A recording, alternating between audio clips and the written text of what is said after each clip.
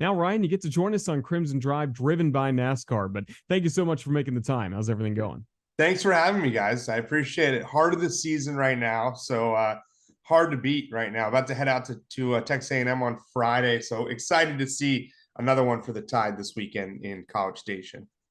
Should be a lot of fun as we look ahead to the Aggies. Last Saturday, a good win against Mississippi State. And the Thursday before, as I mentioned, you got to sit on stage in between Nick Saban on one side, Eli Gold on another. What was it like to be on Hey Coach and the Nick Saban show?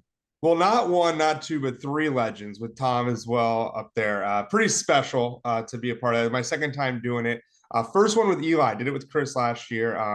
I started my career in Dothan, and one of my goals, small little goals, was to do the Hey Coach show. So coming up to Birmingham, it's been going into my fourth year here. It's special that they asked me to do it and try to do a little stuff different. Not the normal football questions. And I Saban does a lot of interviews beforehand, and I kind of studied. Okay, let me not double up on questions, but there was a fascinating one about how he has sports psychologists in his building, and I asked about that. And it's just so fascinating that he can get on people player wise, but he's got sports psychologists to interview every player and see what their personality is like. Hey, this guy doesn't take hard coaching. This guy needs a little encouragement. So I just think that's interesting because he's been doing it for so long, and the secret of that, and that could be used. A lot of people in the stands, I think, or in the crowd at Hey Coach realize this could be used in work for a lot of places. But maybe not as sports psychologist for every person you have, but just how you kind of manage and handle your work and the people you work with. So I think that's really interesting. Yeah, it really was a fun conversation. As you mentioned, you got to do that a couple times now. I mean, what is the difference between covering him like you have in your role for the television station and then getting to be on stage with him, interact a little more personally?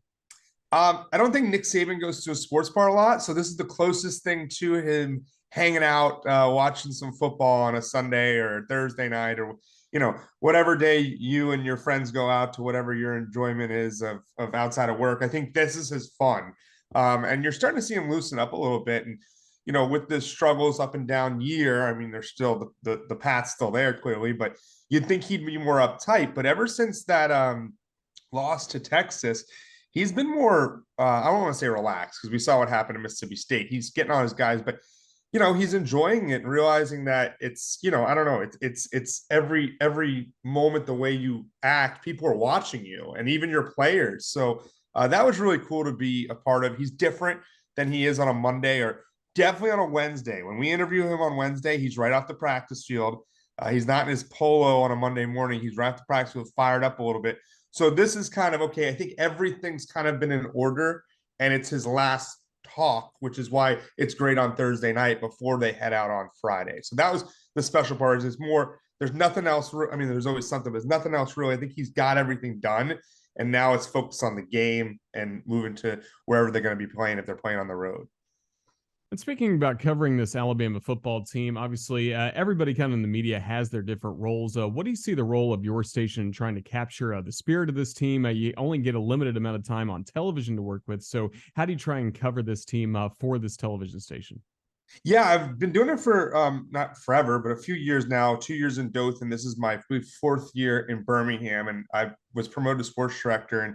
And my team and I, the big thing is, what do we have that like ESPN doesn't and stuff like that? And so we're making it a real effort to bring the every time Nick Saban speaks after the game, we bring the post-game press conference. And that's something that I think is important. I remember we didn't go to one game. It was Tampa. We thought, okay, that's a tougher flight. And, maybe Alabama you're smiling, maybe Alabama would handle them with ease. But all I wanted to do was see what he was going to say after the game.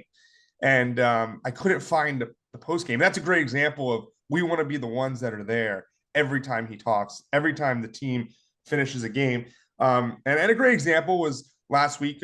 We cover both Alabama and Auburn. So, Kerry and our other side of the team was at the Auburn game. I got him getting off the bus. So, hey, Auburn game's over, but we're still with you. We're still here. Alabama, yeah, it's a late kick, but we're here ready to go. Don't turn off your TVs. Check on social media. And we've got the arrival of them coming off the buses. So being where when ESPN's on a football game or another station's on a football game, we're there getting the behind the scenes stuff. And that's kind of was the goal And it's a tough thing to navigate because the world's changing. I mean, everything's digital now, everything's on your phone. So those are the things that our web team is doing a really good job of trying to turn content quickly for the viewers. Certainly do a good job at WVTM again here in Birmingham. As we mentioned, we're gearing up for a great trip coming up to Texas as Alabama takes on Texas A&M Saturday. Just what are your major storylines that you're going to follow for this ball game down in Aggie Land? Well, I mean, the last 2 years were close. Clearly, one of them going Texas A&M's way with the storming of the field, and then a last-second stop for Alabama last year in Tuscaloosa. So these two teams put the records out the window, even though it's important to look at the records because both 2-0 in SEC play. This is huge. LSU's given a little bit of a path for a lot of people. I thought LSU was going to be the real issue with that loss to Ole Miss. I think that this isn't the end of the world, but this is a must win in a way for this team.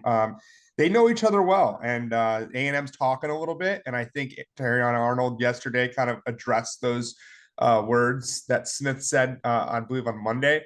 So it's fun. I mean, but you knew it's going to be chippy back and forth. I've never been to A&M, so I'm excited to see that 12th man. And I mean, you were there, Roger. I mean, at Mississippi State, it's loud. I mean, and say what you want about the cowbells, but it's loud. And if there's a snap issue now with communication, buckle up because A&M 100,000 plus is going to be an issue. But what I really like, and you're there on Mondays too, is I'm blown away by the professionalism by Jalen Milroe. I think he takes it on the chin. That Texas game, he handled that with such class. And nothing has changed throughout it all. So he took the snap issue. He said, it's on me. Is it really on him? Maybe not. It could be clearly on McLaughlin, but he's the leader of this team. He's the right guy to be the quarterback clearly at this point. And I'm excited to see what's going to happen. It helps a lot when you have the defense rolling the way they are right now. Certainly does. It's going to be an interesting Saturday, of course, in College Station, and we will be there. Ryan Hennessy will be there for WVTM. Does a great job covering the Crimson Tide. And Ryan, just got to say a huge thank you for your time with us last week on Hey Coach and the Nick Saban Show, and here today on Crimson Drive. Thank you again. Yeah, thank you. You guys do a great job. I'll see you out in Texas.